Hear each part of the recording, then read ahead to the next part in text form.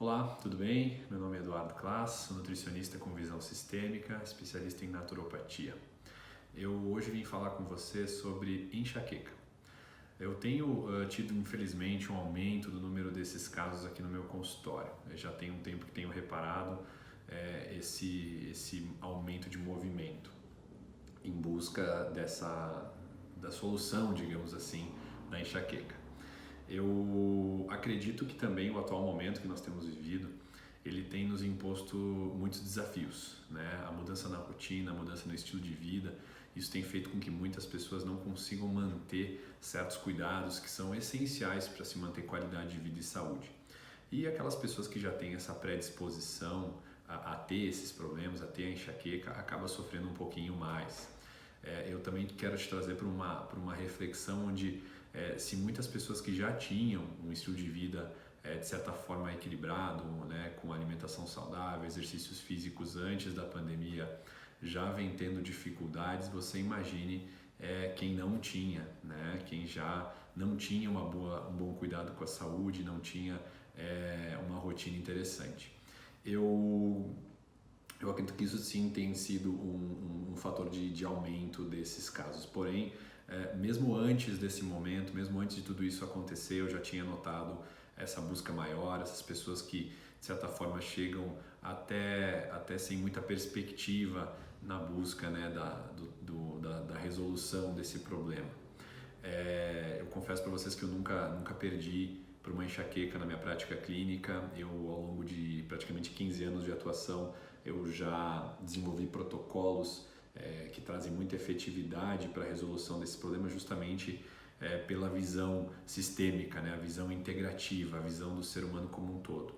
Isso faz com que a gente, diferentemente da medicina convencional, que a gente não procure focar na estrutura fundamental, né? A estrutura fundamental, para quem não sabe, é aquela estrutura onde o sintoma acontece, é onde geralmente é feita essa investigação na busca, né, do porquê que a gente tem um problema naquela região.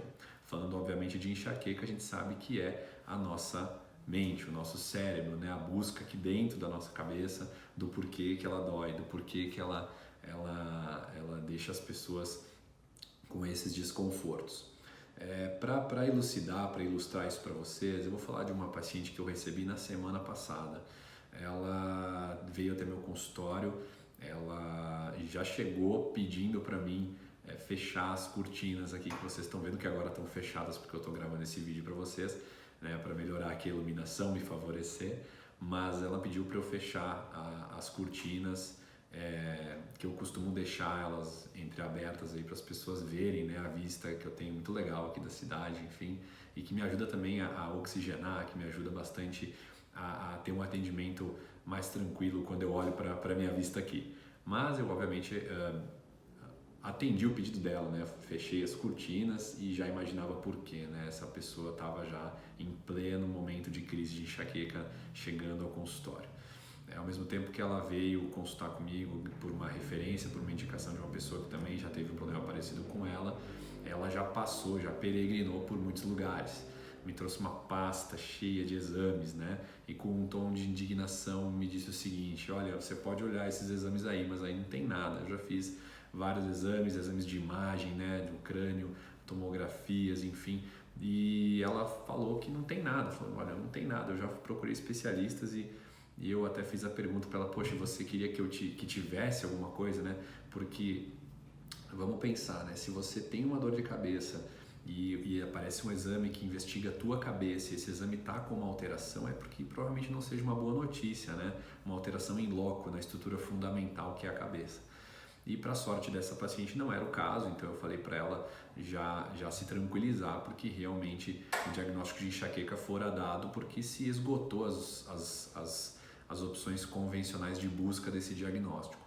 Agora, na visão sistêmica, a gente tem uma visão do corpo como um todo e sabemos que grandes estudos científicos, mesmo com medicinas milenares, como a própria medicina chinesa, já fazendo relações dentro do nosso organismo de uma área com a outra, a gente tem tido esses estudos nos trazendo, por exemplo, relações já de uma área digestiva com o nosso cérebro, e eu vou falar disso para vocês daqui a pouco. Bom, voltando à paciente, eu trouxe ela para esse raciocínio e falei para ela, poxa, que bom que não tem nada, né, nos exames e que a gente não tem nada sério a princípio na tua cabeça, mas eu sei que isso te incomoda, eu sei que isso é algo que te deixa prostrada, que eu sei que tua rotina, teu trabalho, pensa uma mulher de 42 anos com filhos, né, com todos os afazeres, ainda empresária, né? Imagine só, ela me falou que não lembrava de um momento na vida dela que ela não tinha tido dor de cabeça, que ela não lembra da vida dela sem a enxaqueca, né?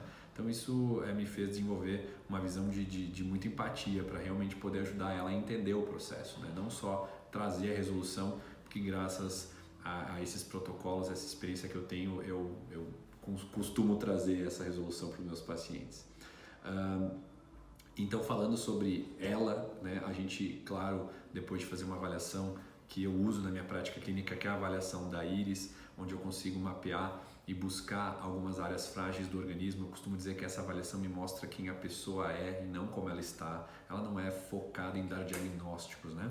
E claro, também com uma anamnese que eu costumo fazer de sintomas e de tudo mais, e também de avaliação da língua. Eu gosto muito de olhar a língua dos pacientes pela questão de conhecimentos que tenho na medicina chinesa. Isso tudo me ajudou a entender que o problema dessa pessoa era o intestino, depois de confirmado isso por ela mesma, dizendo que realmente ela tinha problemas intestinais há muito tempo também e que nunca tinha sido questionada, né? O que me trouxe até um tom de reflexão, de pensar, poxa, como é que ninguém questiona o intestino dessa pessoa, né? Era o caso dela, né? A gente começou já a aplicar protocolos que eu tenho de modulação intestinal, de suporte, não simplesmente fazer o intestino funcionar, regular, equilibrar, porque a gente sabe, estudos recentes estão nos colocando que o intestino produz sim neurotransmissores, serotonina, dopamina, né? São famosos esses, o ácido gama-aminobutírico, que é um neurotransmissor que ainda não está ainda sendo muito falado, mas que tem uma importância no humor, no nosso funcionamento do sistema neurológico, sim. E tudo isso veio de encontro a uma resolução, inclusive rápida, por parte dos problemas que ela tinha se queixado comigo, dentre eles a enxaqueca, né? Em pouco mais de 10 dias nós já tínhamos uma redução de mais de 50% dos episódios.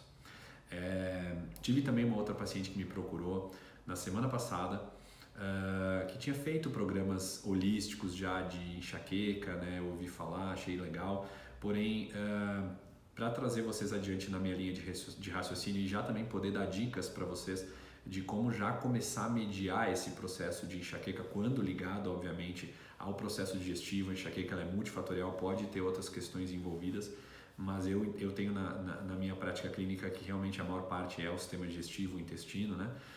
Programas que focam em redução de nutrientes, né? Que tiram nutrientes da dieta da pessoa, e essa minha paciente era uma delas e acabou se sentindo muito melhor, mas também não com resolução total do problema. Ela ainda tinha episódios, mas menos, né? Talvez você já deva imaginar o que eu estou falando. A redução do nutriente que eu falo em questão é o glúten, né?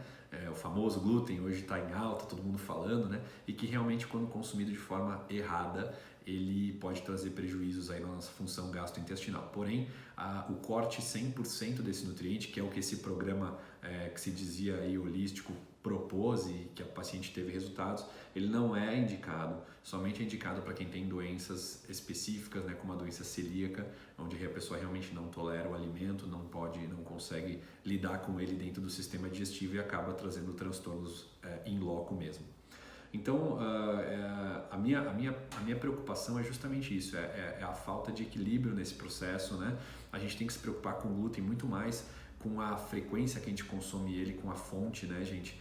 Alimentos industrializados com glúten não podem ser consumidos com frequência, eu diria nem semanal, né? Aquele pão que a gente gosta, a gente procurar usar ele com o processo de fermentação natural. Para quem não conhece, recomendo pesquisar. A fermentação natural é usado um fermento natural, ele fica mais tempo descansando, fermentando, e com isso a digestibilidade do glúten aumenta e os impactos gastrointestinais tendem a ser menores, certo?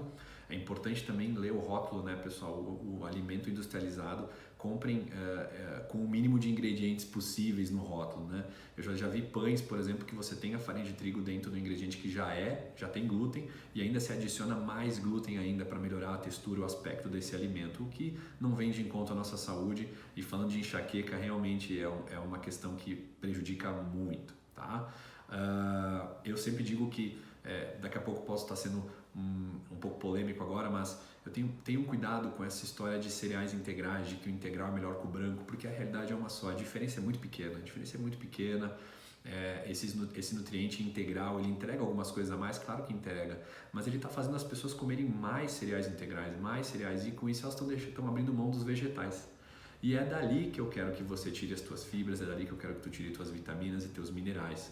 Então, se você conseguir comer 400 a 500 gramas, pode parecer muito, mas não é, de vegetais ao longo do dia, somados, né, entre frutas, verduras, equilibrar isso, você já vai com certeza consumir muito menos o glúten e ele pode entrar eventualmente, né, num alimento que você tenha prazer em ingerir, que tenha glúten, mas que seja de um processo natural, de um processo de fermentação natural, esse pão, essa pizza, por exemplo, e com ingredientes frescos, com ingredientes que percorram o mínimo de trajeto possível para chegar lá e que sejam o mínimo de industrializados.